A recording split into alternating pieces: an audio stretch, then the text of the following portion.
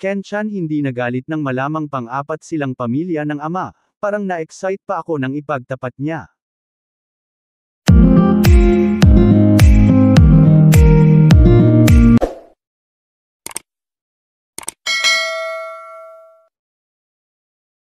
Hindi nakaramdam ng galit o pagkasuklam ang kapuso actor na si Ken-chan nang malamang may iba pa palang pamilya ang kanyang tatay bukod sa kanila. Buong pusong tinanggap ni Ken sa kanyang isip at puso na pang-apat lang sila sa pamilya ng ama at never daw siyang nagtanim ng galit sa kabila ng mga pangyayari. Nagkwento ang binata sa isang episode ng digital show na Just In, hosted by Paolo Contis tungkol sa naging relasyon niya sa kanyang ama at kung paano nga niya nalaman ang katotohanan. Aniya, taong 2019 lang nila nalamang may iba pa palang mga pamilya ang tatay niya. Nung nalaman ko yon, hindi ko alam bakit, hindi ko nagawang umiyak at malungkot. Na-excite pa nga ako, may mga kapatid pala ako. Kasi masaya kung maraming kapatid. Pero para sa nanay ko, masakit yon, pagbabahagi ng aktor.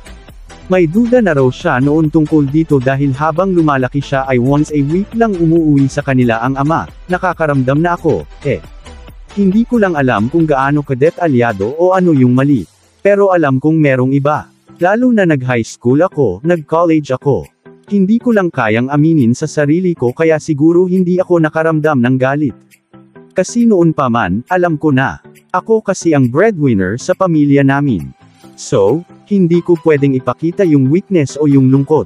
Pero honestly, hindi talaga ako nalungkot, pag-amin ng kapuso actor. Nakakausap na raw ngayon ni Ken ang mga kapatid niya sa ama, try namin na kilalanin ang isa't isa. Pero hindi rin ganoon kadalas na kami magkita-kita. Pagbabahagi pa ni Ken, siguro, I'm trying to be positive in every situation. I'm trying to be happy in a simplest way. Ang iniisip ko, pinili ng tatay ko yung kabila, hindi dahil sa mas mahal niya yun kundi mas kailangan siya doon. Pero syempre, masakit sa kanyang ina ang nangyari, si mama, dumating sa point na kailangan niyang mag-psychiatrist sa sobrang lungkot at sa sobrang devastated. Anxiety, lahat, sa nangyari. Pero she's doing great now. Puro TikTok lang siya ng TikTok. At meron siyang bagong laptop, sabi ni Ken.